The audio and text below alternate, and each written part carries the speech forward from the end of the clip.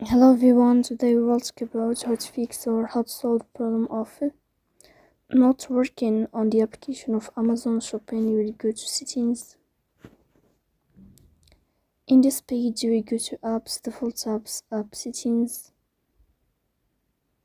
In this page of apps, here you will enter to Amazon Shopping. In this list you will click on app info and you can click on first stop, then you will click OK. Here you will enter to the window of storage.